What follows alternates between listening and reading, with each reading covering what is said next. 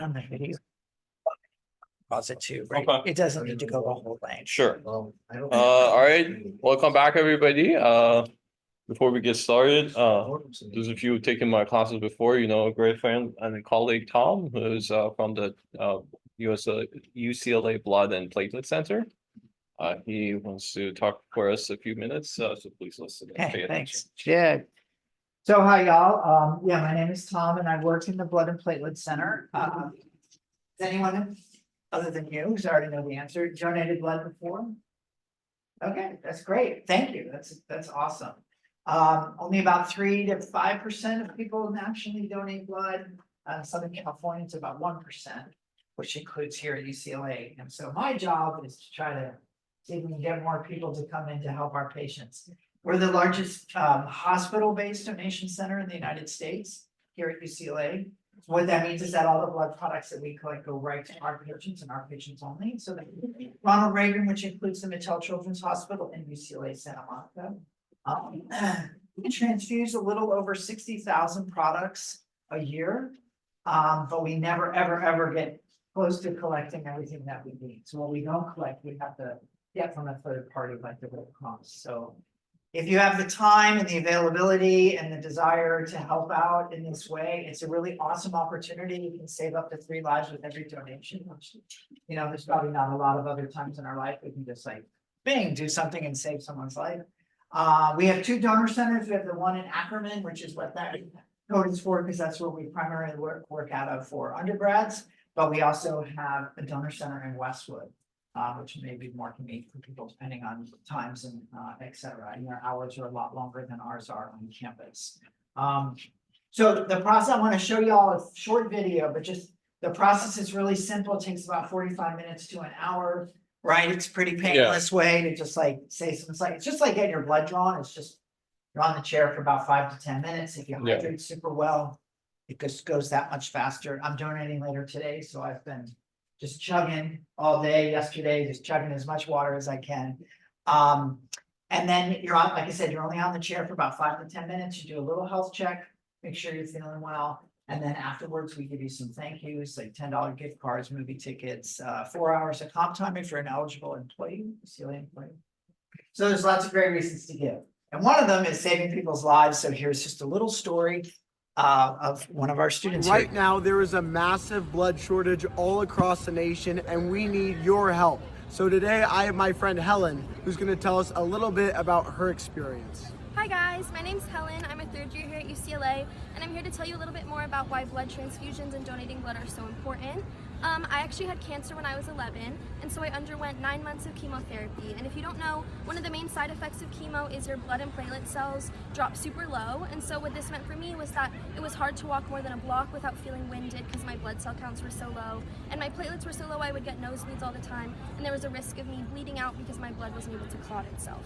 And so I would go in every week and I would receive a unit of blood cells and a unit of platelets. And these were one of my favorite times in my treatment because it was one thing that I actually felt way better after. My mom and I would take selfies before and after, and you could just see the life return to my face. My cheeks were rosy, and I could finally walk up the stairs and feel good. And so I know that truly I would not be here today if it was not for these blood transfusions and these platelet transfusions. They helped me continue my treatment and be able to beat cancer. And yeah, you should definitely think about donating blood. It makes such an amazing difference in people's lives. We can. So thank you all. It's like there's many other people like Helen, right? That really need our help if we're able to do it. When you come in to donate whole blood and you're interested, you can find out about donating platelets. It's a different process. We take a little sample of your blood to see if you're eligible. We always need the platelets more than we need the whole blood because patients like Helen, which primary use is for cancer, and they only last 5 days, or whole blood lasts 42 days. So we're always in need. I mean, we need everything, but that is probably our primary. So thank you all for listening. It was very kind. And any questions? Yeah. Any comments, questions? And then I'll post this on the campus wire as well. If anybody wants to get the QR codes. Yeah. Right. Thank you so much. See you soon for your donation. Hopefully see you with all of these guys. All right. Thank you. All right. So today we want to start talking about front end. hopefully everybody watched the videos for first week, kind of decided whether or not they want to keep this class. It seems that everybody wants to keep the class because it seems that the class is full, the wait list is full as well. With the plan is kind of let everybody in on the wait list. We should probably have a little bit more extra room for people who wants to get in as well. Just even me ask for PT, I can issue PTEs. Those of you who don't want to stay in the class, let me know or drop the class so that we know the kind of the list of people who wants to present. Because I think last time I checked, it was like 45 people signed up for the presentations, but the class size is around 65, so still we have 20 people missing inside the class. Right? Any of you guys haven't signed up yet? All right, so please do so as soon as possible. All right. 1 and 2 is actually already finished. So already full and scheduled. So just do after, group 3. Anybody has any questions about their presentation? Actually, Selassie, you've been listed twice, so I need to ask you just come after the class and talk. Anybody, any questions about the presentation? We good? All right, and then some of you haven't enrolled on CampusWire either, because I see 56 people on CampusWire in the class. Anybody who hasn't signed up for enroll on CampusWire? Okay, that's good. But so if you're watching the video, please enroll on CampusWire. I don't know if you can watch the video actually if you're not enrolled. So all right. So today we want to start talking about front end, and if you remember last time we kind of like go over the logistics and give you a background. These are all additional resources that you can watch. This is kind of the undergrad course, as I said, and this is the book, famous book about computer architecture. But today we want to essentially start talking about new topics, and today we want to talk about front end. And as I said, next week we're going to talk about the rest of the processor engine. And if you remember, I said that essentially our goal and focus in this course is trying to explain these concepts on this pipeline processor, Boom processor, which is an kind of a modern out of order execution processor. Not everything that we discuss in front end are necessarily implemented in Boom, but many of the things that we discuss is actually implemented in Boom. So you're going to see a lot of things that we discuss here is actually implemented, but there are actually even more advanced features that some other processor use, but the Boom doesn't. So we're going to actually talk about those as well. Okay. So a few quick notes about Boom Core. So Boom itself has 3 different generations. I think started in 2016 or 2017. This mark architecture that I'm showing you here, this is the 3rd generation of Boom, or Boom version 3. They call it Sonic Boom. There are actually some nice documentations for all different versions of Boom. This actually, I think this is version 2, and this might be version 1 or something. So you actually, if you go through them, you can see the difference between them as well, and they kind of like change the pipeline slightly as they move toward the newer versions. You can also see how a design evolved, and this is exactly the same thing for all the commercial processors. And then all the documents, including many of the things that we say today, is actually within this kind of big, README file. So use this links a lot on the class. And the very nice thing about Boom is that the entire code is available online on their GitHub. It's written in some form of a high-level language, Chisel, which is kind of somewhere between Java and Verilog. So it's not exactly Java, it's not exactly Verilog, but it's kind of readable code, so you can actually learn a little bit about different sections, and you can actually understand how each unit works, which is very nice.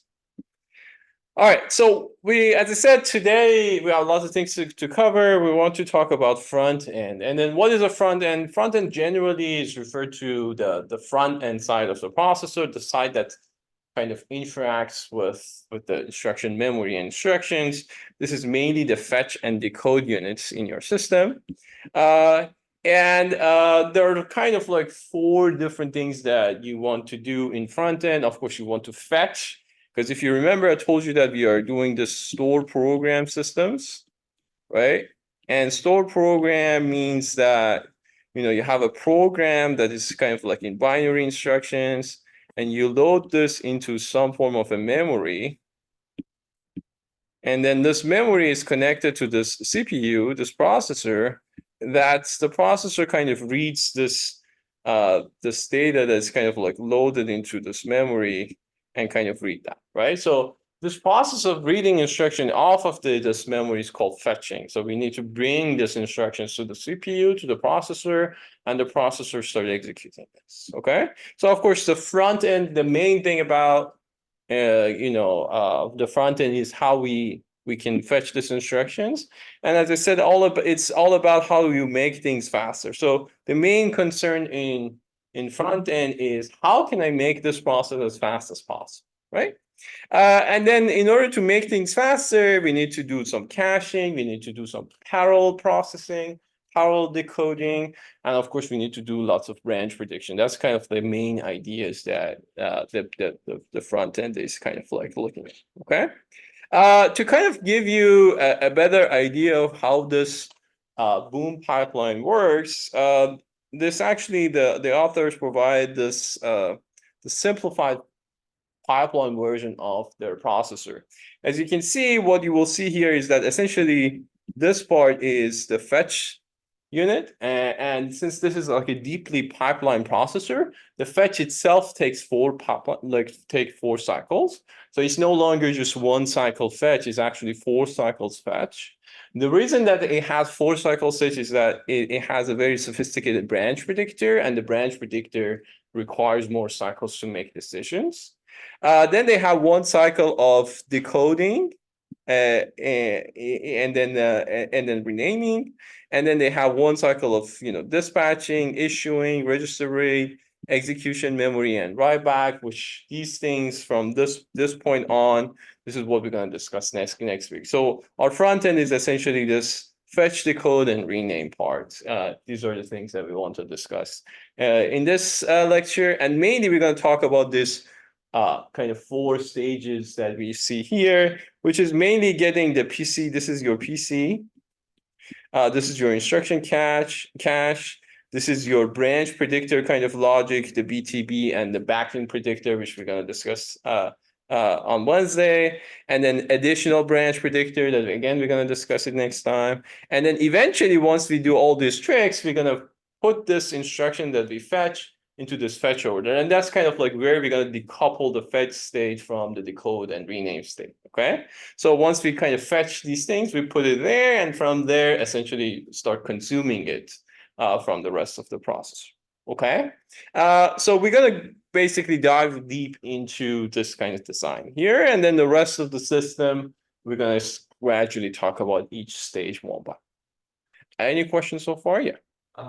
Because you're only getting like, I guess, the fetch every 4 cycles, and then the other ones are all 1 cycle. Mhm. Would the rest of the processor be like underutilized because, the fetch is 4 cycles, so it's not as fast as the other? Good question. Do you have any solutions for that? What do you think we should do in order to fix that? So if I mean, you the want, buffer is if one- you want the processor to going, and if your fetch takes 4 cycles, what should we do in order to fix this problem?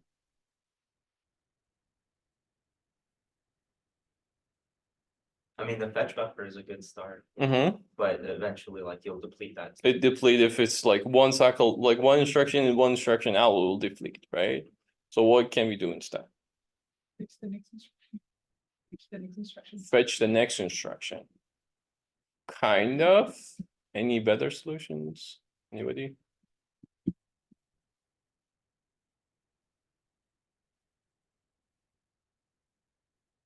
Fill the buffer before. Fill the buffer before. and then As you go through it, you'll keep the buffer full, basically. Keep the buffer full, but if it's 1 is coming in and 1 coming out, eventually we'll deplete it, right? So there is a very simple solution for this, and that's fetching more, right? So you can fetch 4 at the same time. It takes 4 cycles, but if everything else goes 1 by 1, you do in 4, So then you're good. So you never fetch just one instruction, you fetch a bunch. So bring them all together and then put it into the buffer. And then the rest can do one cycle at a time, but if you bring more, then you're good. So that's the idea. And then actually everything else, as you will see, is everything is just not one. So like all things you see here, it's not just one instruction. There are a whole bunch of instructions just coming and going. Remember, we had DLP, TLP, ILP. Parallelism is the key in order to achieve performance. So you need to do lots of things at the same cycle all the time in order to achieve the performance. You can do, I don't know, like 100 would be crazy because like the amount of power is significant. So most of these systems are either 4 wide or 8 wide. So you can think about each stage is kind of doing 4 or 8 instruction at the same time. Yeah. In case of jumps and all, how will it resolve? In terms of jumps and all, how will resolve? That's what we're going to see in this. We fetch it already, so how will it know? Because ultimately branch predictor does that kind of logic, right? That way it knows which is the next instruction.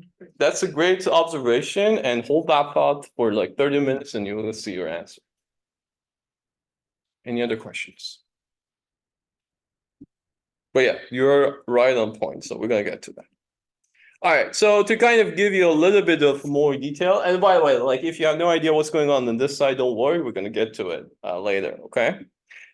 So conceptually, Boom core pipeline stages are 10, okay?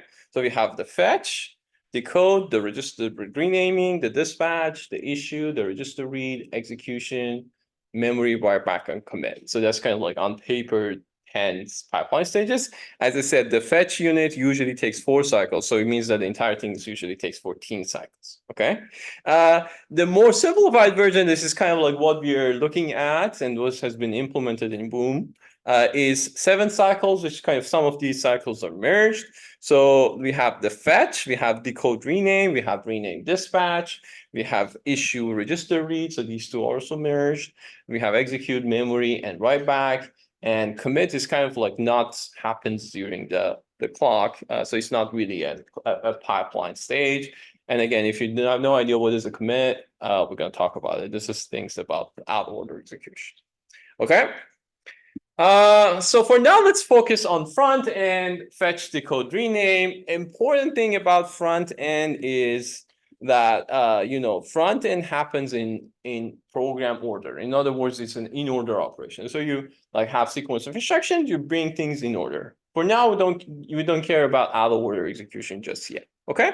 So what are these 3 units does? Like what are these different stages? What exactly is the role of each one? So the fetch is, as I said, essentially the idea is we want to bring instructions from the instruction memory and push them into this FIFO queue, which we call it the fetch buffer. Okay, so the fetch buffer, think about it as a first in first out queue that we kind of pump things from the instruction memory and push it into this buffer, and the rest of the process are going to consume it from there. Okay.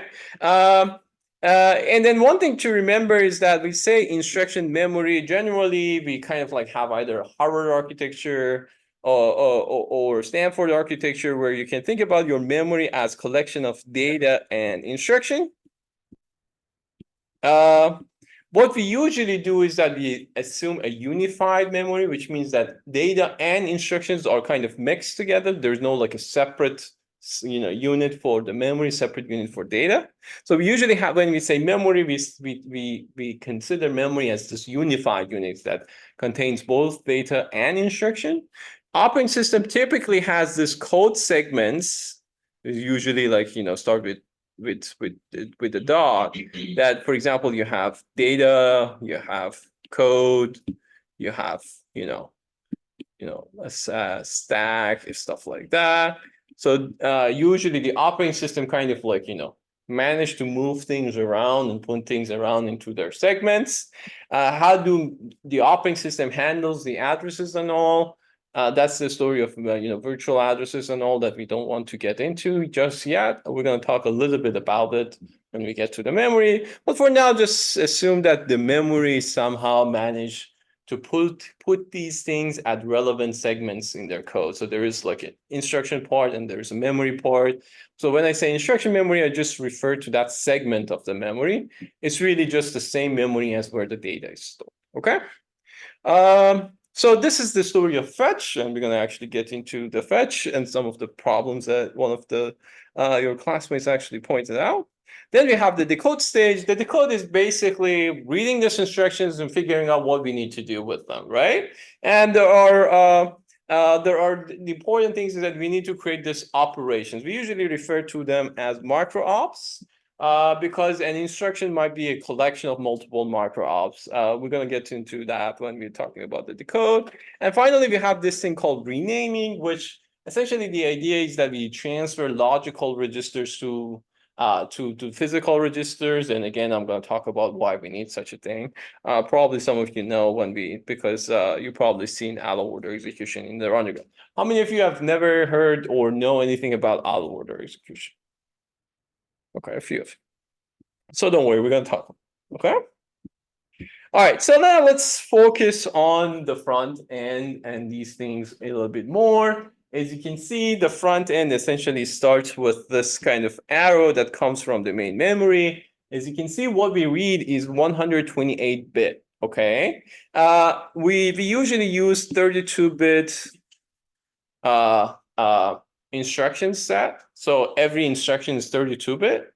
So 128-bit means that you're reading 4 instructions at the same time. So we read 4 at the same time when we're going from the memory. We never bring just 1 instruction, we bring 4 instructions, okay? Then we put this instruction into this cache, okay? This is a level 1 instruction cache that is dedicated for instructions. It has 32 kilobytes and A-way. If you don't remember what was an A-way, don't worry. This is just a way that we kind of like put the, structure the cache. Later when we talk about the cache, you will learn this. But this is just a cache. So faster memory inside the system in order to make things faster. We also have cache for TLB, and we have some tags. Again, if you don't remember what is a TLB, don't worry. It's just, again, part of the memory address translation. Okay.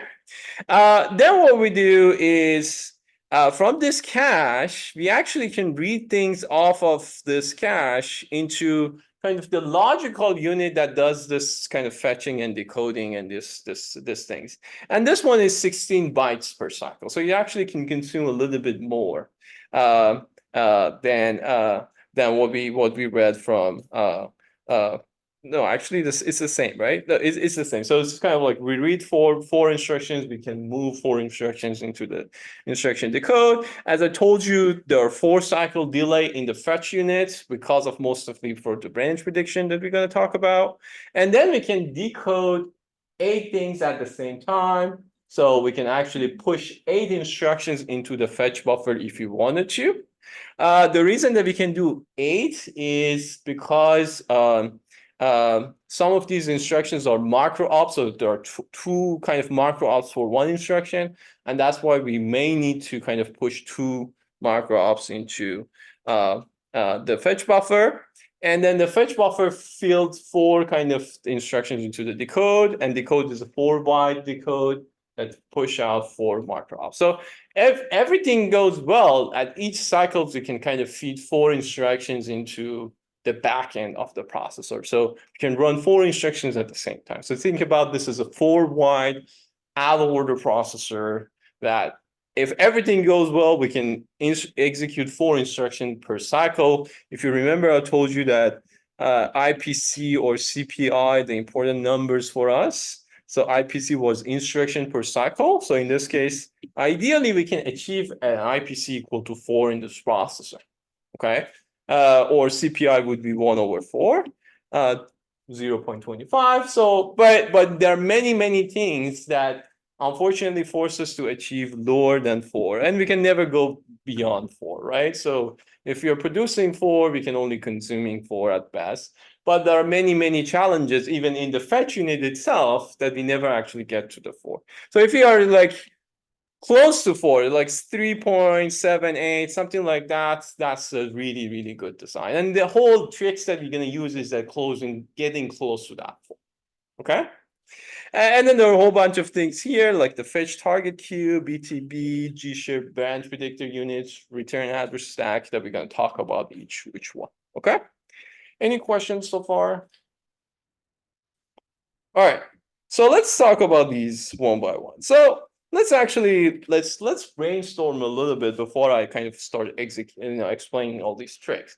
Let's see what you guys think about how do we actually improve the front end performance. And we talk a little bit about each one, but let's actually talk more systematically and see what are your suggestions. So give me suggestions. What should we do? You are a designer of the front end.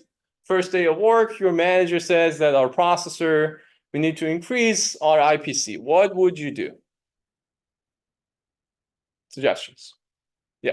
I mean, you're reading like 4 instructions at a time, and so the ones that don't depend on each other, Mm-hmm. you know, do them in parallel. So in that status. So you read more instructions. Like if you can do 8, for example, instead of 4, if you make your instruction fetch wider, then you're good to go, right? So that would be number 1. So you would suggest that, oh, you're using 4, let's do 8. And then you need to basically make everything 8, right? So you need to make it wider to also decode 8. Everything should be 8. So one option is making it wider. Anything else?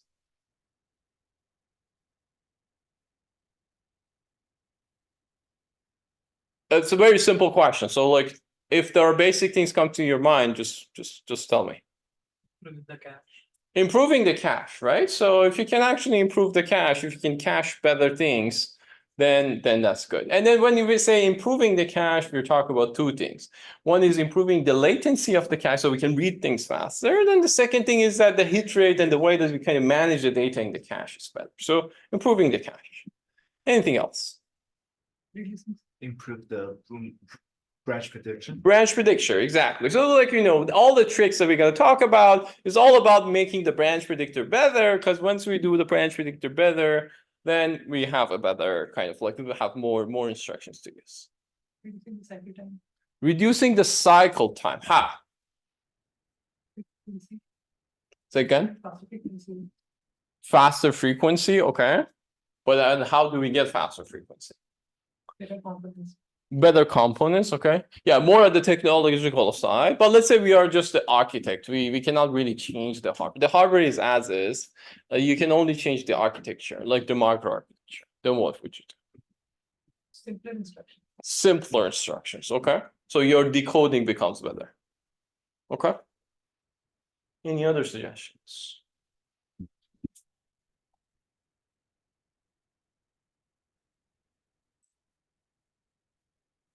Once, twice. All right, so let's talk about these. So here are the things that we're going to talk about, and then we kind of hit on most of it.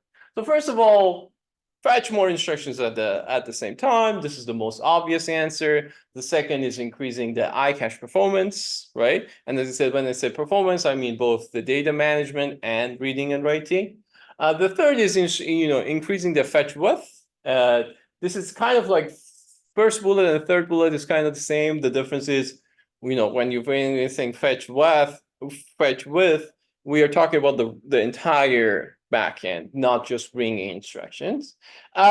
And then the fourth one that we're going to talk a lot about is actually increasing the useful instructions per fetch. Because as I said, you can bring as much as you want, but a whole lot of problems, including branches and jumps, that makes whatever you're bringing basically useless, right? So if you're jumping to another program, for example, like in another part of the program, no matter how much you bring, you're not going to use any of it. So it's not just about bringing, it's actually about bringing useful instructions, okay? And the lastly, the branch predictor. The branch predictor is kind of 2 things. One is improving the accuracy of the branch predictor, and the second is like making the branch predictor simpler so that you can actually clock fast, okay? So let's talk about these things one by one. And as I said before, anything, you remember that everything is parallelized. So we have this thing called scalar processor, and this is the simple processor that you've probably seen when you were doing a very basic class, that essentially everything was one instruction at a time. Like this was one instruction, this was another instruction, this was another instruction. So at any given time, there were D instructions in the pipeline, and D was the number of, pipeline stages that you have, right? So your best IPC was 1 because at any given point, there's 1 instruction that goes out of your pipeline, right? So at best, you could achieve 1 instruction per cycle. This is what we call a scalar processor. And then, of course, you don't want that. You want to be able to run a bunch of these things at the same time. And that's what we call a superscalar processor. And again, all the modern processors are superscalar because you don't bring 1 instructions, you bring n instructions at the same time. So if you actually zoom in, you will see, for example, there are 2 of these. And in this case, n is equal to 2. So in that case, your peak IPC, your best IPC is n per cycle instead of 1 per cycle, right? And again, doesn't matter how many pipeline stages you have. You're talking about how many instructions can I push out of this pipeline per cycle. So I get n cycles, okay?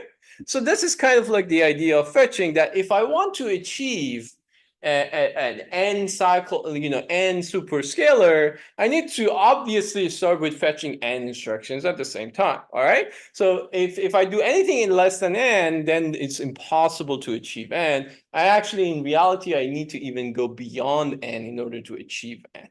And then there are a whole bunch of kind of trade-offs between kind of like making your n bigger and bigger. So you might wonder, oh, okay, what if I bring more? What will happen? And the answer to that is, of course, there will be power and area and complexity issues that comes by adding more and bringing more and more instructions.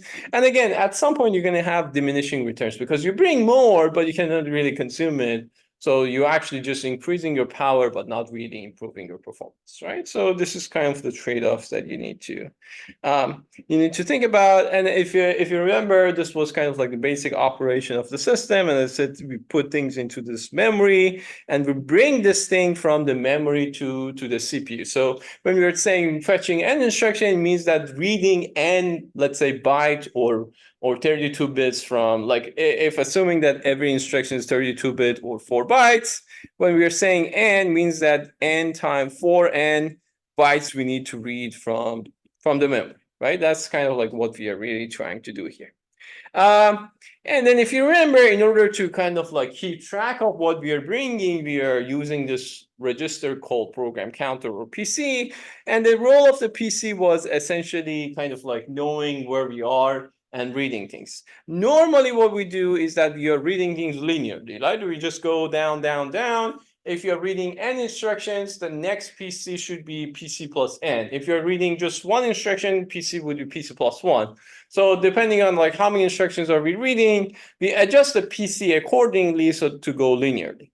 The problem though is when we have this jumps, any sort of jumps, this branches, indirect jumps, direct jumps, and all those things, because that affects the PC, and as a result, that affects how many consecutive, instructions can we bring, right? So we need to be able to kind of, track that and adjust PC and adjust our fetching based on that. One minor things before actually jumping into the detail is we usually want our memory to be byte addressable, okay? So every consecutive addresses in memory should be 1 byte. Okay, so when we are reading, let's say, a 32-bit instruction, which is 4 byte, we are essentially reading 4 things at the same time, and that becomes 1 instruction. As a result, usually when we do PC plus 1, we don't do PC plus 1, we do actually PC plus 4. The reason is the next instruction is 4 bytes down, so we always, for reading 1 instruction, we just do PC and then PC plus 4 and then PC plus 8 and so on and so forth.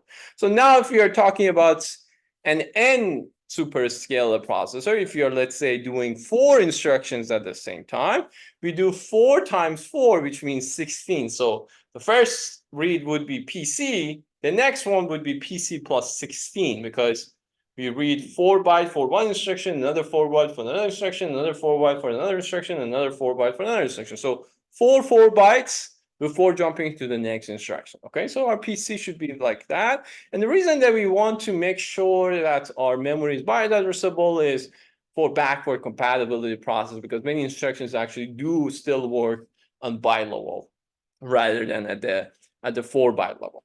And then another thing that you want to do is that you never want to read instructions from the middle of an instruction, right? So this is what we call an alignment issue, that if like you have like these four bytes nicely next to each other, and this is one instruction, of course, if you read from somewhere in the middle, that wouldn't mean anything, right? So that would create lots of issue in terms of decoding. So if you have this kind of alignment issue, then usually logic to kind of detect this alignment and fix that. Another trick that we usually do is, for example, if we're always like reading this together, then the lowest 2 bits is always equal to 0. So we actually hardwire them to 0 so that to make sure that you never actually kind of read somewhere in the middle. You always read these 4 together. And remember, these are RISC instructions, which means that we always know that the size of our instructions are 4 byte. For CISC instructions, that's a little bit more complicated because sometimes it could be 2 bytes, sometimes it could be 4 bytes, sometimes it could be 8 bytes, and so on and so forth. So it's a little bit more tricky to kind of read these things, but our life is a little bit easier because we always know that at least the ones that we are looking at, 32-bit instructions, always 4 bytes. And then we are talking about a 4-word processor, so everything is like by 16 plus 16 plus 6. Okay? Any questions so far? You're fetching 4 instructions per cycle, and Mhm. let's say the first instruction you fetch is a jump instruction. Then the following 3 instructions are no longer taken, so your instructions per cycle would decrease through the front end, right? Yes, that's the exact problem that we are facing. So if you're fetching a branch in one of these 4, then the question is what happens? So what should we do and what happens? Can actually think about what would happen if you do that. So let's say I have 4 instructions and I read these 4, and let's say this one is branch. What do you think happens? I mean, there's basically a 50% chance that the second 2 instructions are not. Are not useful, right? So we are essentially what happens is that we are reading just garbage, right? So these 2 instructions, if this branch is indeed taken and jumps to somewhere else, like we bring things that we're not going to use. And the bad thing about this is there are two bad things. Can you say me what are those bad things that could happen? Well, depending on how the rest of the architecture works, you're going to push those instructions into Mm-hmm. your pipeline, and then you have to flush your entire pipeline. Mm-hmm. Or I guess the other thing would be you're basically reducing, if you cut it out at the front end, Mm-hmm. you're cutting out. You'd have to stall and wait for more instructions. Yes. So essentially, the first thing, as you say, is that the number of useful instructions reduces, right? If this happens too often, what used to be a 4-word, superscalar processor is now 2-word, right? At best, I can do 2. So my IPC immediately jumps from 4 to 2, which is like 100%, overhead. The second thing can happen. What is the second bad thing that could happen here? Anybody? Other than flushing, let's say we don't flush, let's say we just bring them, but just the fact that we bringing them can have a negative impact on our system. What is that? Anybody? An excessive power computation. Kind of like, yeah, you want to say something?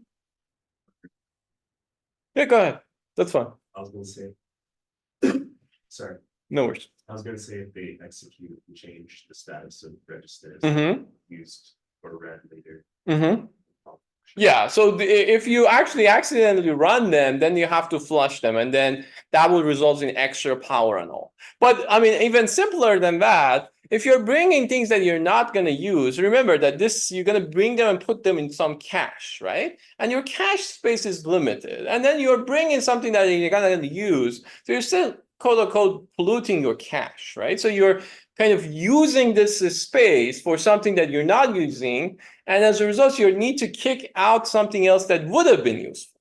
So your performance of your cache also reduces as a result of bringing something unuseful, right? So this is kind of like the 2 things that might happen, right? The number one is that you're reducing your IPC. The second is that the other ones that were like doing fine and like, they were living their life, you're also kind of messing with them as well, right? So that's the major problem that we have. And we're gonna actually talk about few tricks in order to fix this issue. You want to say something? No. And then one thing I want to also mention that there is a difference between what we call a latency and a bandwidth. I described this before in other classes, but if you have, let's say, a memory here, okay, and let's say you're reading things off of this memory, there are two important metrics here that you need to pay attention. One is the bandwidth, and the other one is the latency. Anybody wants to explain what is the bandwidth and what is the latency? Yeah. Latency is more like, I guess, how long, for example, propagation delay Mhm. to meet your hold and write time. Mm-hmm. And bandwidth is more how much data you can process. So for example, if you have more lines, even if it takes slower to do one read, Mm-hmm. once you do complete that one read, you will have more data. Exactly. So bandwidth is about how much can I bring, and latency is about how long does it take to bring that, right? And these two are usually separate from each other, although sometimes increasing one will also increase the other. Sometimes they're completely independent. And what are the trade-offs? So why don't we have a very large bandwidth memory system, for example? What do you think will happen if you have like a crazy large bandwidth? You end up having to parallelize everything and then. Let's say we can, so why don't we? So what are the limits? I want to try to get to the limit. What are the limits? Yeah. Maybe the latency of the memory fetch will increase. The latency might increase at some point. Yeah.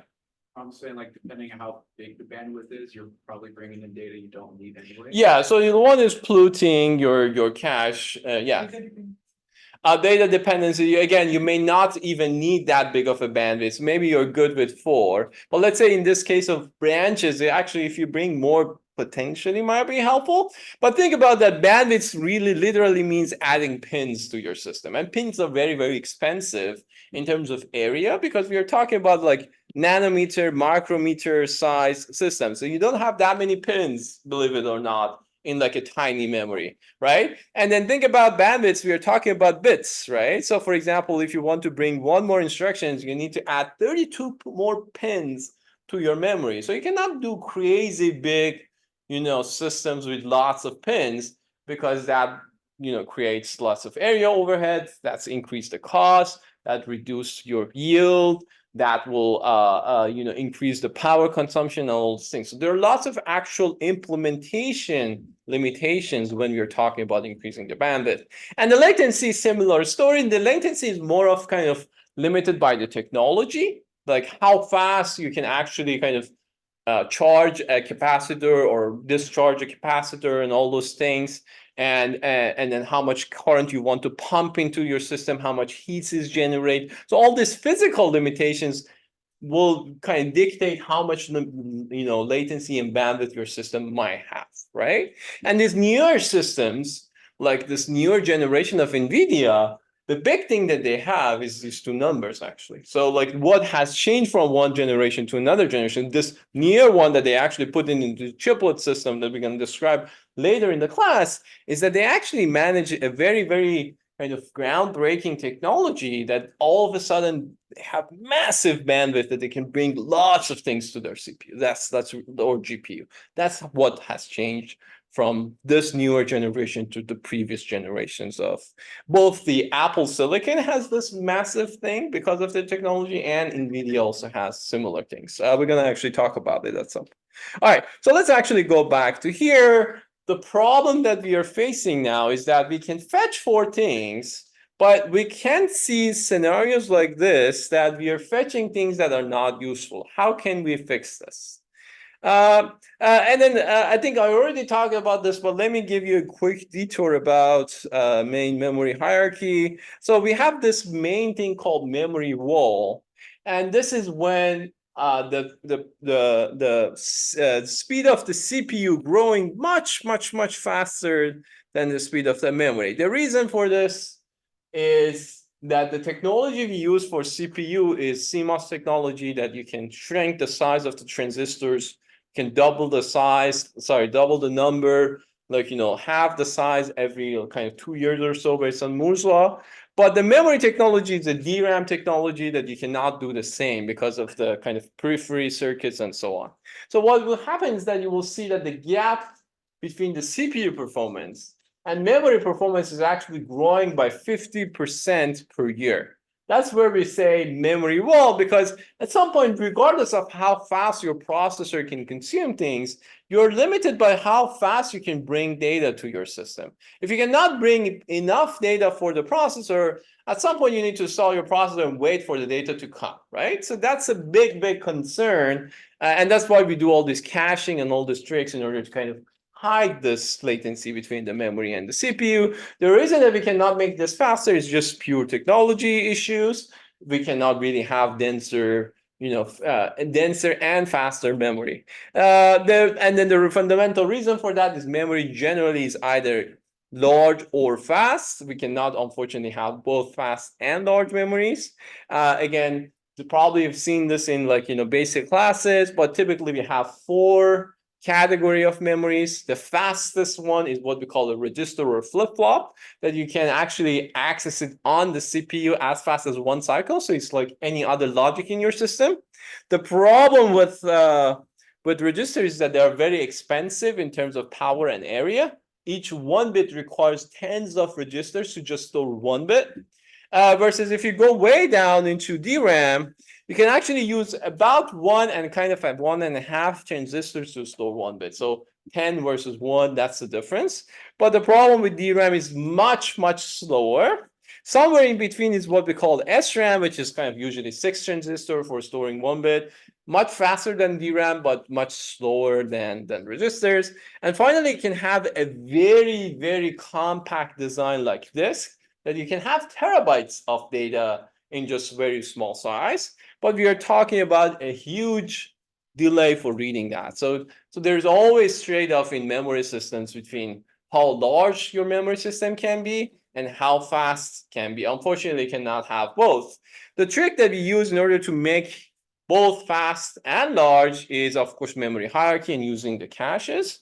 So again, if you remember, we usually have something like this, that you have your CPU, you have your registers, which is the fastest memory inside the CPU, but the registers are very small. You usually have like 128 register, each one is 32-bit wide. That's how many bits you have as a memory inside your CPU. You cannot really afford to have more because, again, your power consumptions, area overhead, and all those things blows up. Then you have all sorts of these caches. You have L1 cache, level 1 cache, level 2 cache, level 3 cache. Usually the level 1 cache is separated between what we call instruction cache and data cache, and the instruction cache is the one that we are focusing right now. But when it goes to level 2 and level 3, we usually kind of combine L1 and instruction and data together. And then we have the main memory. This is where our DRAM sits. And then we have the disk, which is kind of like the disk and main memory together are unified using some technology that the operating system used called demand paging to kind of swap the pages as we move forward. But generally, the idea of having this is to make sure that you have access to the disk if you want to, but most of the time you're really talking to the cache. And since we are talking to the cache, cache is within few cycles of the processor. So we're kind of hiding that kind of memory latency in our system, okay? And then the cache design, we're going to talk, a decent amount of this class about cache designs, because cache also another source of security problems in computer architecture. So we're going to get back to this a few weeks from now. All right. So let's go back and let's see where we are. So we said that we want to bring instructions, usually bring 4 instructions at a time because of just the limitations that we have. But now the number one problem that we face is that if I'm bringing 4 and if there is a branch instruction somewhere, then what should I do and how can I prevent that, or how can I actually kind of deal with that? How can I not kind of lose 100% accuracy, 100% performance just because there is a branch somewhere in my code, okay? Let's have a quick break maybe, and then I'll come back and start talking about this. All right, so let's continue. So let's see how we can optimize our cache, and kind of fix this issue of, um, uh, branches and all. So here's the things that we need to do in order to improve the system. And we're going to talk a little bit about each. So first of all, when we're talking about the cache, any cache, including the iCache, the instruction cache, the first thing you can do in order to make things faster is just improving the cache itself. Okay, this means that just use larger cache, improve the associativity of each size. You can do tricks such as code compression so that you can store more things per cache, line. You can reduce your conflict misses using better replacement policies and all those tricks that we use for the cache. And some of these things we're going to actually discuss in more detail when we're talking about the cache designs itself. Okay. The second thing that you can do is improving the spatial locality of the cache such that when you're bringing things, it's more the potential of the probability that they are useful is higher. And this is like generally that's the basic idea of spatial locality. The idea of spatial locality is this, that if I use this, it's very likely that I'm going to use this other lines next to this, right? Spatially close to that line. That's the idea why we're bringing, let's say, 4 things at the same time, because we are always kind of anticipating that we are running things linearly. So like 1, 2, 3, 4. So not only just bring 1, bring 2, 3, and 4 together. And since I'm kind of, if I run these instructions one by one, then I'm going to get the best of spatial locality. So I can actually do various different tricks to increase this likelihood. So what can we do? You can use larger line sizes. You can actually have sequential programs. You can have prefetchers, different types of prefetchers and all, in order to make sure that you have this as spatial locality, or you utilize this as spatial locality. And then finally, you can have use tricks in order to improve the usefulness of things that you bring. If you use a better code layout such that the branches, like most of the time, are not taken, or you move things around such that the opportunity for your cache being utilized better is higher, then we're going to have a better useful fetch instructions. And then we're going to have other trees such as stretch cache and all that we're going to talk about in the next few slides. Okay, so let's actually talk a little bit more about these kind of tricks. This first part I'm not going to mostly talk, but let's actually talk a little bit about these two parts. So the first question is, how many instructions should I fetch? Let's say if I want to keep 4 instruction, 4 useful instructions, if I want to have a 4-word decode, how many instructions do you think we should fetch? Okay, so how many instructions, and how should we fetch those instructions? In other words, this is what we call an end fetch instructions. And the thing we usually do is that we start thinking about how should I actually kind of like structure my iCache, my instruction cache, based on these 4 that I'm fetching. Okay, so the first thing that comes into the mind is, if I'm fetching 4 instruction, the easiest thing I should do is that make each line of the cache 4.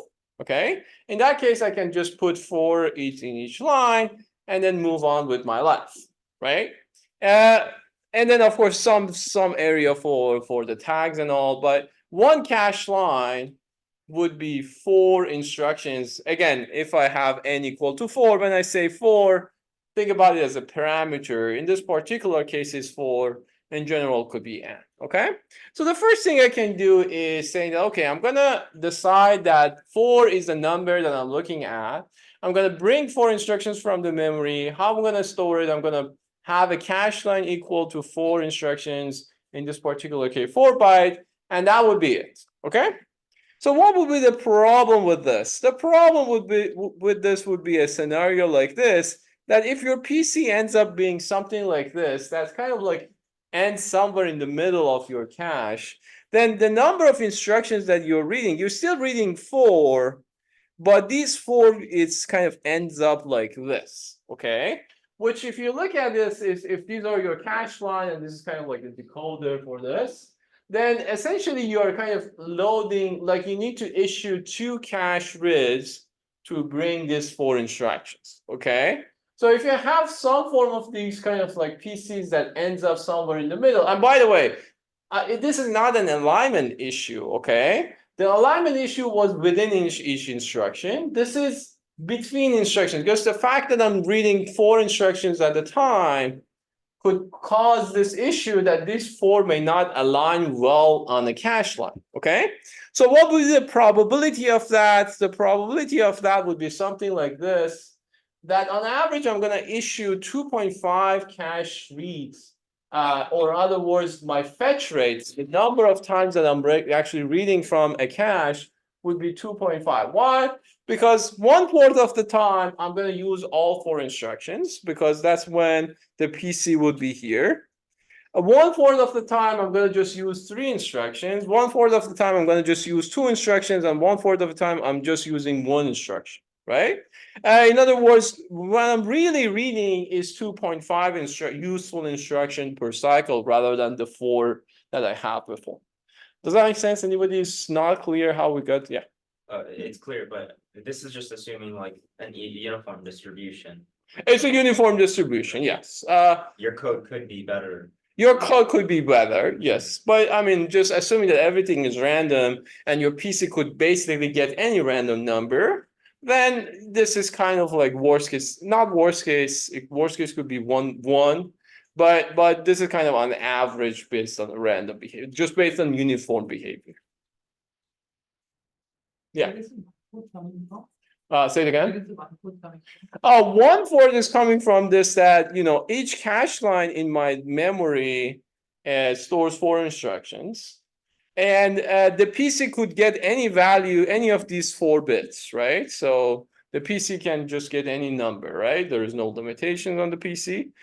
So essentially, I'm just counting based on the value of the PC, the lower 2 bits of PC. What is the number of useful instructions can I bring from this cache? The first time, the 1/4 of the time, the PC would be 0, 0. In that case, that's great. All 4 instructions are useful for me. In 1/4 of the time, 3 of them are useful. 1/4, 2 of them are useful, and 1/4, 1 of them is useful. It's just a uniform distribution between the lower 2 bits of my PC. But when there is a case that we have only 3 instructions, then you'll have to issue 2. We have to issue 2, yeah. So per time that we are going to the memory, the number of useful instructions, in other words, that's what we define as fetch rate. Each time I'm bringing something, how many of those instructions? I'm always bringing 4, but how many of them are useful? That's my fetch rate. So yes, in this case, I need to do it 2 times, but in that case, it means that my fetch rate, my effective fetch rate, is not 4 anymore. In fact, it's actually 2.5, right? So what we can do to fix this? Any suggestions? Yeah. Can you get the result from the branch predictor before you? This is not even branch. So we still haven't started the branch part. This is just talking about PC that might end up at various different values, okay, at the beginning even, right? This is to move it into the cache, right? Yes. Oh, that's what I was going to suggest, like if you could somehow predict whether it's going to be like useful and then move it into the cache based on that or not. How do you going to predict that it's going to be useful? Yeah, like the branch predictor, but that's These comes instructions are unrelated to one another. They're next to each other, so they're like sequence of instruction in your program. They are grouped based on the fact that they only have the last 2 digits. Yes. I mean, the other remaining digits are different, so. Yeah. Quite possible that they are fetched from different terms. They are not one after another. Well, I mean, if I fetch 4 together, they're one after another, right? But yeah, different part of the cache could be different. But I want to increase, so the problem I'm trying to fix is how can I make this fetch rate better? That's the question that I have. That if my PC essentially can get any arbitrary number with branch or without even branch, how can I make this bigger? Use the value of n. increase the value of n. Well, your fetch rate is always 4, but what you can do is actually increasing your cache line, right? So if I actually increase my cache line, I'm going to get into a scenario like this. Well, so let's say that my cache line now is 8, okay? So when I'm reading things from the memory, I'm bringing more, right? I'm still wants to keep 4 instruction, but I read more things, and as a result, I'm actually getting a slightly better fetch rate, okay? So if you actually look at this number, this will end up being 3.25. And this is the math basically. 5/8 of the time, I'm actually going to have all 4 useful. 1/8 of the time 3, 1/8 of the time 2, 1/8 of the time 1. So this is kind of like, this is actually the math behind it, right? So in other words, I'm going to get 3.25 instructions per cycle. What is the trade-off? What I'm paying more? I'm paying more pens, more power. I'm bringing more things, but at the end of the day, I'm getting much more better performance, because now what used to be 2.5 is now 3.25, right? I'm still just using 4 of them, but I'm anticipating the fact that things can be kind of running at different places. As a result, I'm kind of bringing more instructions from the cache. Does that make sense? Cool. So now the second problem. So that was kind of the alignment process problem with the cache size. The second problem is that even if I bring more, I'm still going to have this branch problem, that if my instructions are like this, that the second, let's say, instruction is a branch instruction, then regardless of how big this line is, none of it is actually useful, right? So that's the second problem that I'm going to have, that essentially these two are good, but these two, or assuming that, whatever size of my cache line is, anything after that is basically useless if this branch is taken. If the branch is not taken, they are useful still, because we're going to continue linearly. But if in any case this branch is going to be kind of like, taken branch, then everything I bring is garbage, right?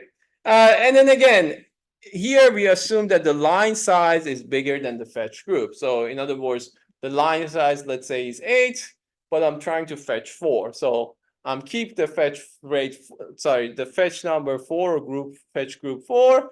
I just put it more, but again, for the branch, that's not going to solve the problem. So what do you think we should, so first of all, let's actually see what would be the rate if n is equal to 4, okay? So let's say you have a branch, like you have a cache line equal to 4, you have n equal to 4, and let's say you have 5, every 5 instructions you have 1 branch. So in other words, 20% chance of having a branch in an instruction. Assume that your branches is always taken. And now assume that your branch target could be at any offset in the cache, like it could be any number in when any of those 4. What do you think would be the fetch rates? Anybody can, maybe 2 minutes for you to calculate this number.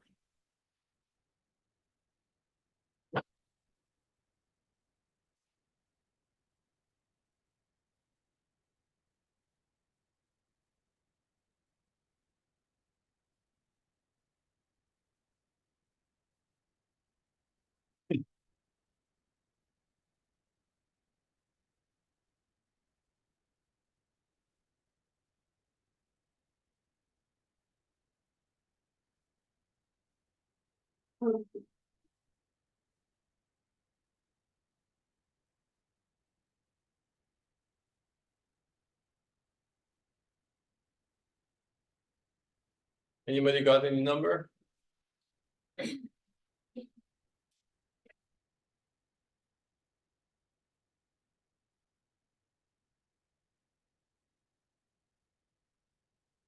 What do you think the ballpark would be?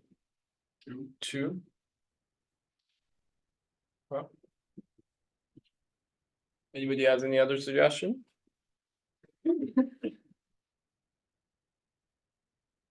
All right, so let's see.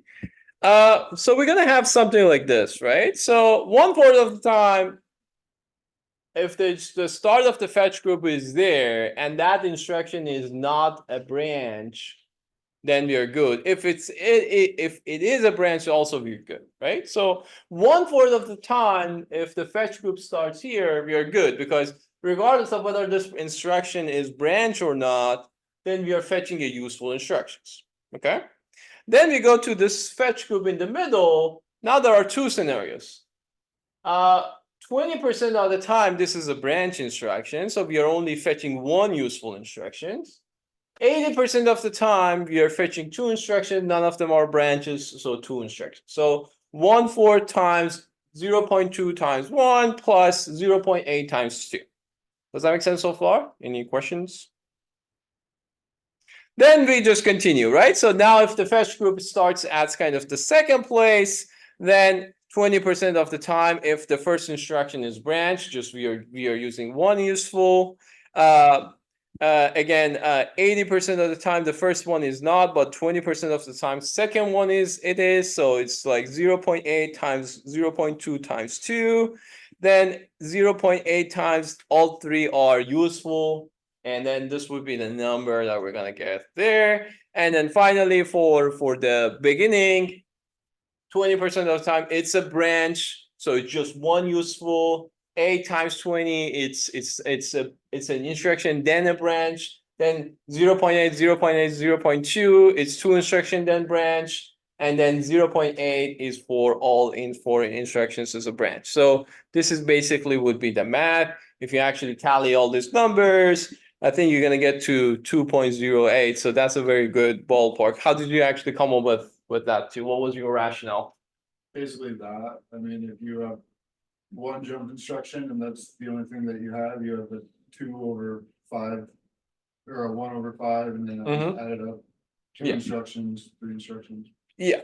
So so essentially what you're gonna get, essentially what this number tells you is that if you have a branch that is kind of happening 20% of the time in your program, you're gonna reduce your fetch rate by a factor of 2, which is a huge number, right? And 20% branch is actually average for most programs. So it's not like a huge number.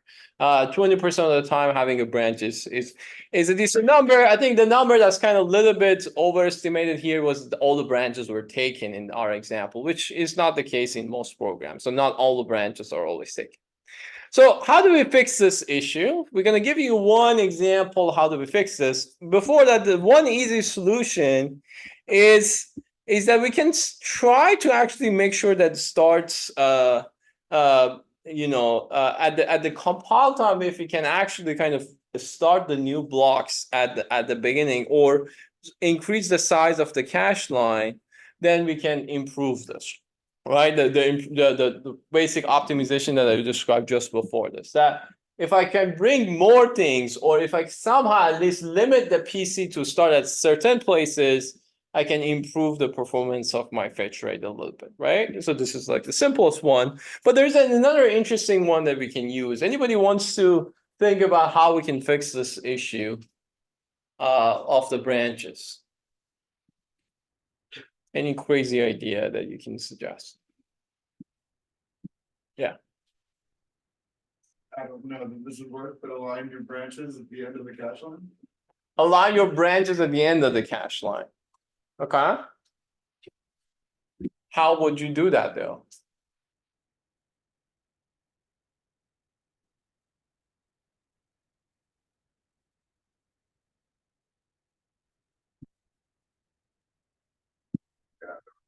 Okay. Any other suggestions? Yeah. Can we just increase the line size? Increase the line size, of course. So we should increase the line size, and this is kind of like the first optimization. Increase the line size so that the chances that you can bring something useful is higher. You should definitely do that all the time. But again, that's sometimes works and doesn't work, right? But yeah, that's probably a good homework question for you guys too. If you increase the line size to A, what would the new number? But something you want to check in future. Or somebody can compute it and put it on campus wire. That would be useful. So in order to make this better, what we can do is using this idea called trace cache, okay? So the idea of the trace cache is your trace, the sequence of instruction you actually execute, is always a sequence of continuous numbers, right? In reality, it would be something like this, that it could jump around at different points. So let's say it starts from here, A, B, then you have a branch, then maybe it goes to the C, then maybe from C goes to go to the next line D, but from D it jumps up to E and so on and so forth. But if you actually look at the trace, that the actual instruction being executed, this is a very continuous and nice instruction. And then if I have this hindsight, if I have this future knowledge that this would have been my sequence, I could have actually put this into my instruction cache. And if I put this into my instruction cache, then I boom, like one read and I have all of them together, right? So nicely kind of next to each other. This is the idea of what we call a trace cache. Initially actually kind of like introduced long time ago. And then since then, there are a whole bunch of ideas that how we do improve the trace cache and all, that if you're interested, you can take a look. Let me see. So essentially, the idea of the trace cache is that the first time, of course, I cannot predict this.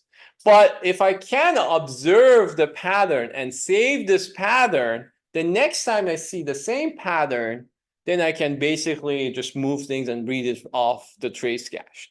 And the basic idea here is that things have what we call temporal locality, which means that programs tend to repeat what they've done in the past. So if I follow this kind of crazy A, B, C, D, E, F, G, H, I, J kind of like pattern, very likely in future, I'm going to do the same thing over and over again. Because, for example, this might be a for loop, this might be a function call, all those things. And the chances that I'm going to repeat the same thing over and over is high. Although this is not guaranteed, which means that your trace cache performance might be horrible if you don't have temporal locality. But at least kind of like on average, the kind of empirical analysis suggests to us that, in fact, if you have something like this that remembers the traces and then kind of mix and match, and instead of saving things in this kind of bare bone, like 1, 2, 3, 1, 2, 3 kind of base format into some format like this, then you can actually, next time that you see, once you read the cache, you have all the data that you want. Okay. But again, this won't completely save the problem because always things might change. For example, one time you have A, B, C, D, E, F, sometimes this branch might be not taken, and then you might actually jump off to somewhere else because the nature of the program is dynamic. It doesn't have to be always one direction of the branch. So again, you might save this, but in fact, the trace might kind of diverge from this point on, right? But again, if you can predict this fairly correctly, then do you want me to close the door?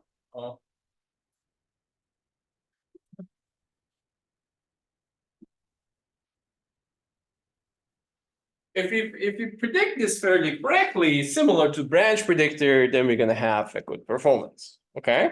There are a bunch of questions like how do we update this?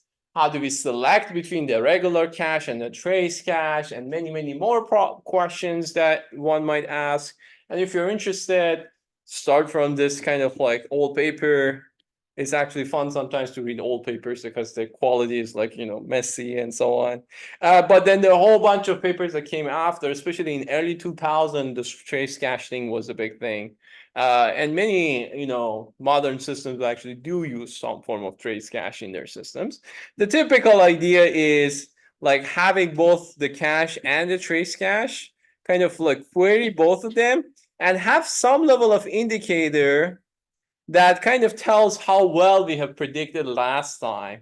And based on that, decide whether or not we want to continue. So because, for example, if you're observing that our trace cache is doing great, that we are getting lots of hits, then that's a good indicator that we should continue using the trace cache. If we see that now the trace cache is kind of mess things up and just polluting my cache, then it's a good idea to kind of at least kind of like revert back to a regular cache and just continue our messy fetch rate that we had before. Okay, so this is kind of usually some form of dynamic metric mechanisms of how many useful instructions are we really using. And that's not hard to find, right? So you can always see how many flushes are you issuing, and that will be the indicator of whether or not you're really reading instructions correctly. Okay, so typically we use these kind of tricks. I don't go to the details of the trace cache, but if you're interested, take a look at relevant topics. Any questions?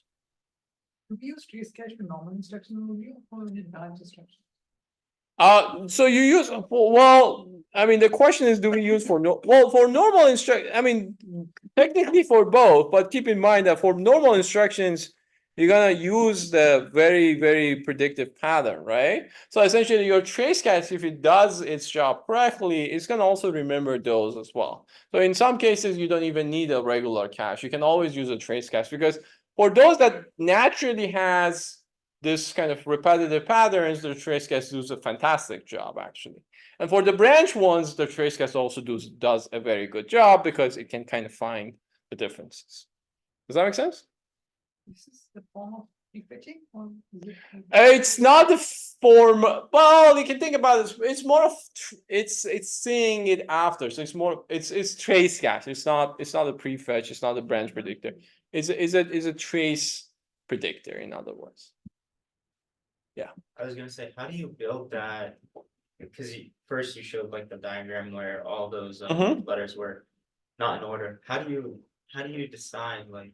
So you see the trace for the first time, right? So let's say this is your memory. Let's say you have a bunch of these different elements, right? The first time the trace cache is empty, right? So your first thing you see is that you executed A. So you put A here. Then you will see that you executed B. You put B here. And so on and so forth. Then you see C, then you see D, then you see, oh, you jump to F, right? So essentially the trace is just remembering what you did and put this into one line, okay? Next time when you see A, you're gonna go and see whether I have seen a trace that starts with A. If I did, then I bring the whole block, Okay, right?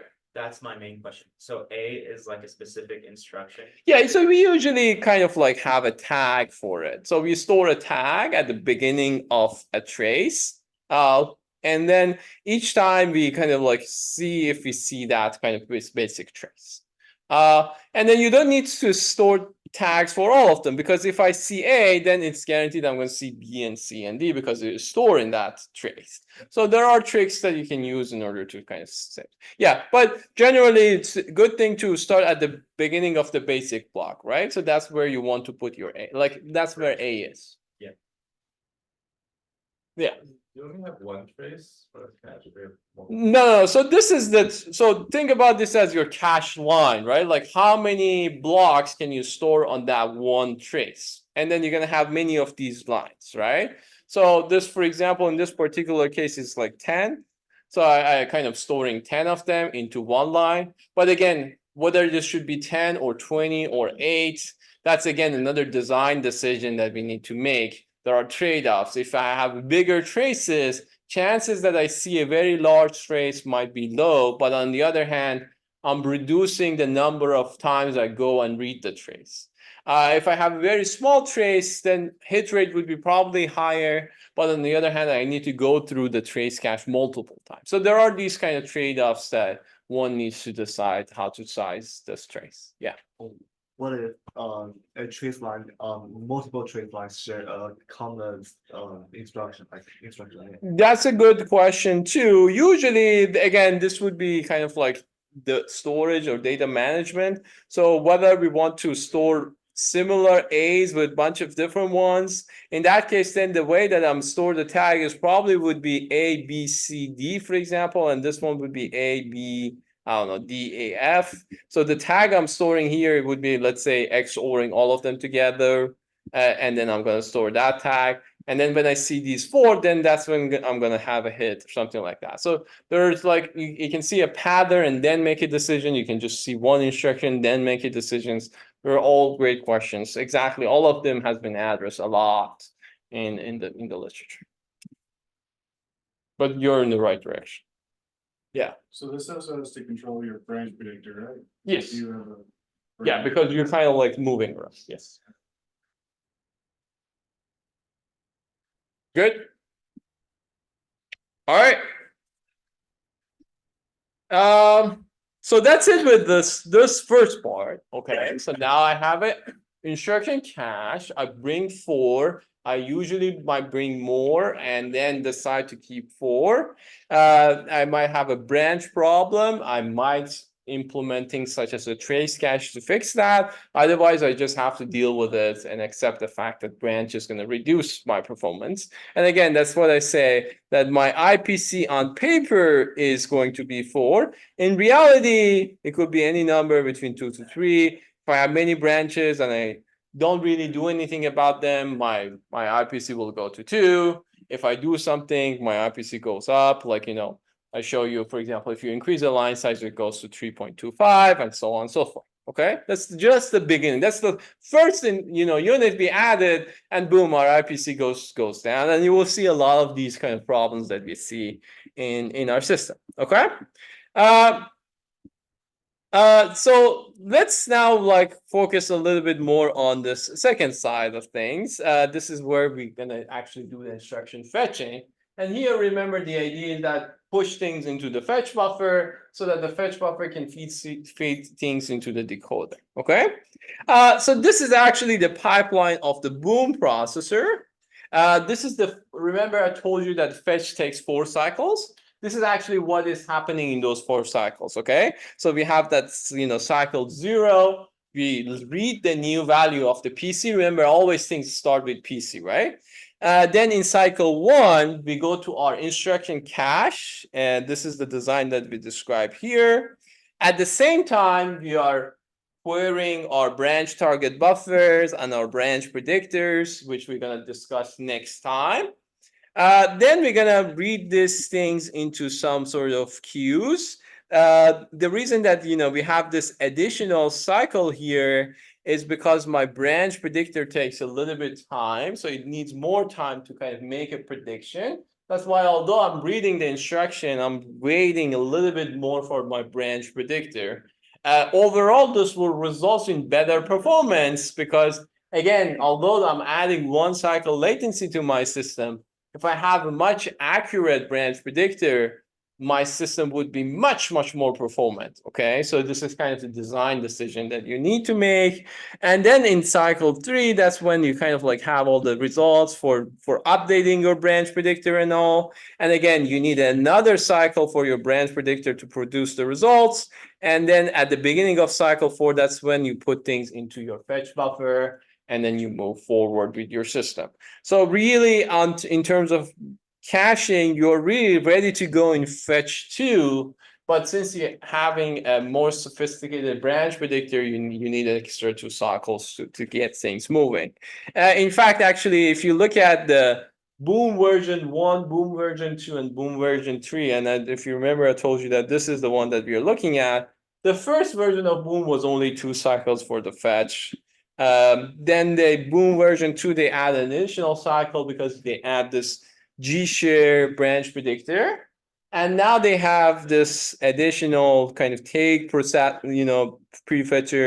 and some additional kind of, techniques for kind of recovery that caused 4 cycles of fetch. And again, the other things we're going to discuss later. But again, you could have done it in 2 cycles if you wanted to as well.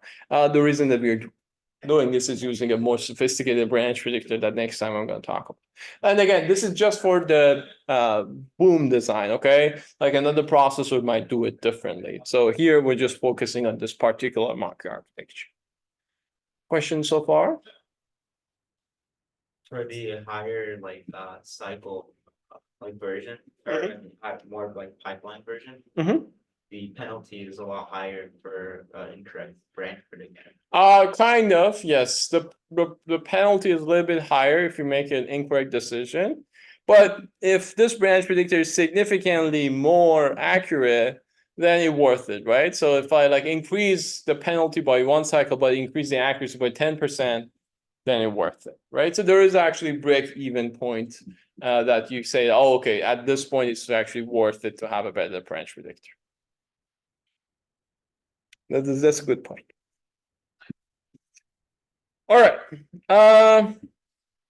So as I said, fetch in Boom, 4 stages. The additional stages, as you can see, is mostly added to support the branch predictor.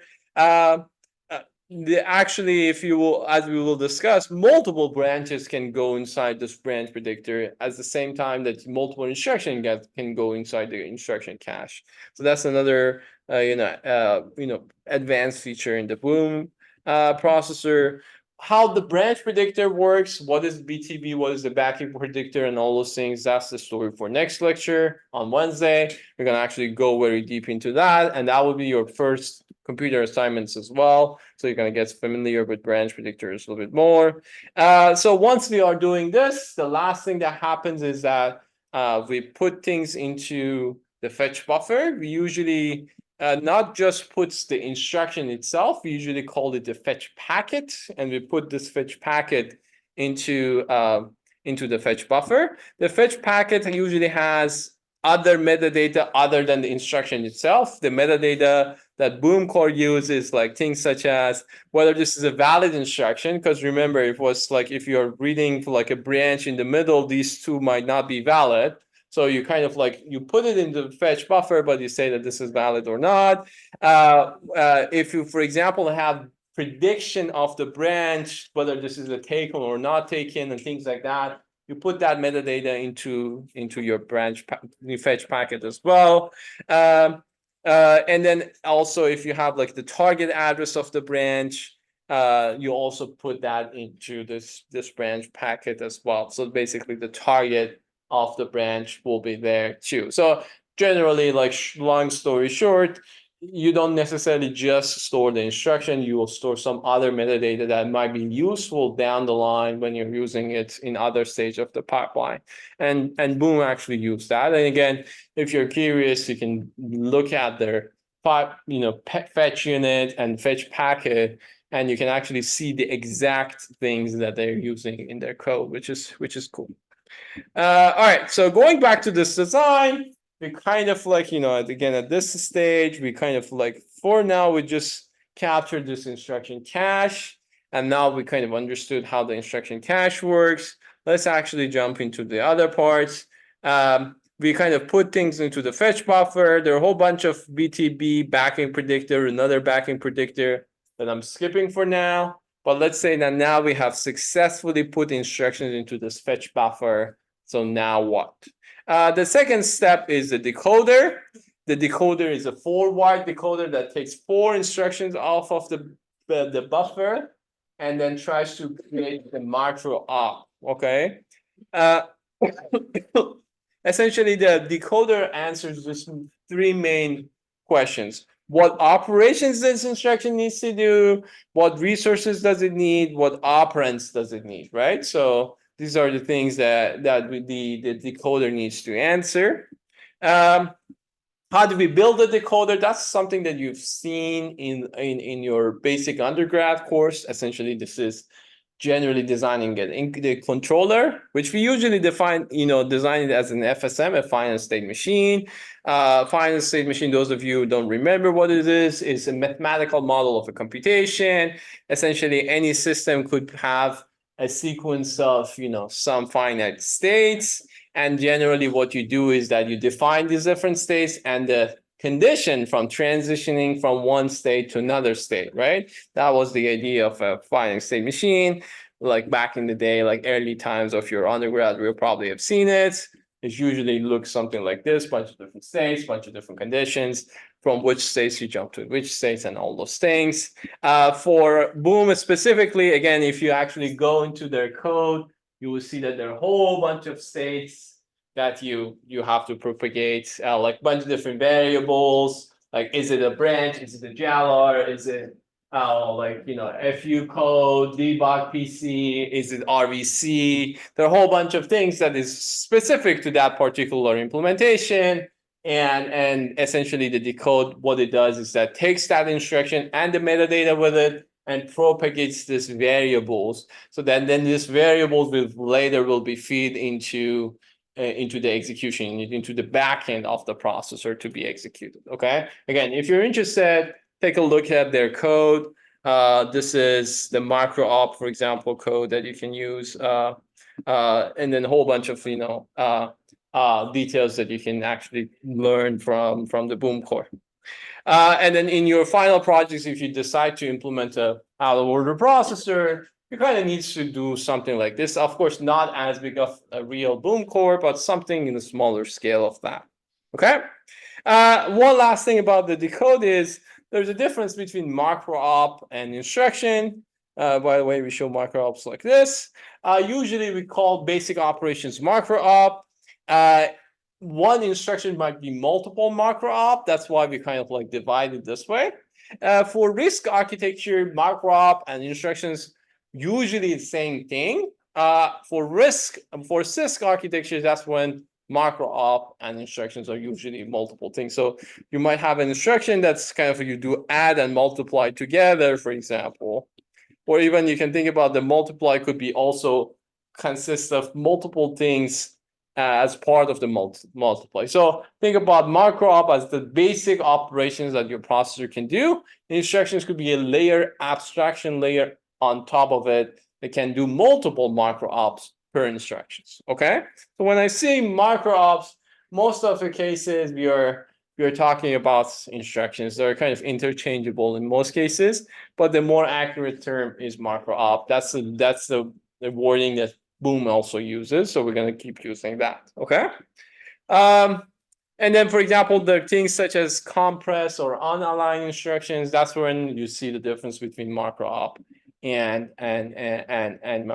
instructions, because there's no notion of compressed macro op, but an instruction could be compressed and so on and so forth. Okay. Any questions so far? All right, so let me talk a little bit about rename. We're not going to be able to finish it, but let me actually give you just the gist of idea, and then next time we're going to start talking about rename. So going back to this design, so fetch happens, instruction fetch here. Then we're going to do the decoding here. And then, as I said, we usually do the decoding and rename logic kind of in a half cycle. And then in another cycle, we do the rename and dispatch. So we already talked about the decode, essentially takes the instructions, kind of break it down into a bunch of different variables and kind of populates that variable. So what is the rename? The main difference between the rename, the reason that we have a rename logic is because of this out of order or OO instruction execution units system that we have. Okay. So if you think about in order versus out of order processors, in order processors do everything in order, which means that we fetch instructions in order, we decode instruction in order, and we execute them in order. Okay, and in order is great because we think about when we are writing our programs, we think everything happens in order, right? So it's kind of like following the program logics, and that's great. The problem with the in order though is it's very slow because, for example, if I have an instruction like this instruction, that's kind of for some reason blocks the execution of the processor. None of these younger instructions can move forward. They have to wait for the results of this kind of problematic instructions to be done, and then they can move forward. Okay. The key observation about out of order execution is that if these instructions, these younger instructions that are actually completely independent from this instruction, they have nothing to do with the results of that instructions, this is actually very, very inefficient, right? We can always run these instructions even before this instructions. That's why the name out of order, because you don't need to follow the order. As long as things are independent from each other and doesn't really impact the final results of your system, you can run things faster, right? You can find, other, candidates and push them into the pipeline as long as it doesn't really hurt your correctness, right? And this is what we call an out of order execution. So far, when we are fetching and decoding, we never do out of order. We always fetch and decode in order because that's very important for the correctness of the system. But from now on, when we move into to the execution, and the first step is kind of the renaming. Rename is kind of the border between back end and front end. That's when things start getting out of order. And the first thing we need to do is renaming. So it's kind of like, this is kind of like the system that we do, that in out of order execution, we fetch and decode in order, we execute and complete out of order, And in order to kind of fix some of the issues that next week I want to talk about, you have this commit or retire stage that is also back in order. So think about this, is that we bring things in order, we kind of put it into some form of a queue, then we kind of like shuffle things around and execute them out of order, but then we reorder them again and then kind of put them into the right places that they can, and this is what we call the retirement stage. And that's how we make sure that the system is correct and executing correctly. That's kind of the gist of the idea. So what would happen when we are starting doing things out of order, and why we need a renaming logic for this? The reason for this, that if I go quickly, is remember dependencies that we have. Remember this one we talked about last week, and this was what we called read after write hazard, right? So if you remember, what we had was, if I have an instruction like this that do x2, x1, x3, which means that add the value of x1 and x3 and save the results to x2, and we had just one instruction after it, which was x2, x3, and x4, which was kind of like use the value here in here and then use it for as the operand. We called this a raw data hazard, and then we said that the fix for this was forwarding, right? But now let's start thinking about what would happen if we start running things out of order.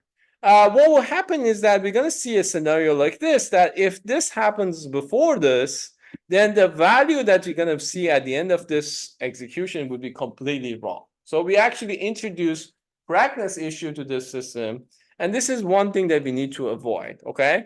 But this is what we call a true dependence. This is generally, if my out of order machine works correctly, I should never do this, okay? So that's one thing where we're gonna, once we are talking about scheduling, we're gonna keep that in mind, that we never do something like this. And we have the hardware for kind of keeping track of dependency and all that, yes.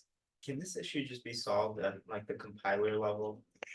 Well, you can do it. Well, yes and no. If it's a true dependence, you cannot really change it. If your code is like something like this, that y is equal to x plus 2, and then z is equal to y plus 3, then you cannot do anything. You have to first do this, then you can do this, right? At the C level even, right? Like a high level. If your next value is truly dependent on the previous value, you cannot really make them out of order. Okay, so this is kind of like, you can fix this at the algorithm level, make things independent from each other as much as you can to make things faster. But as I said, this is the scheduling problem. We're going to fix it later.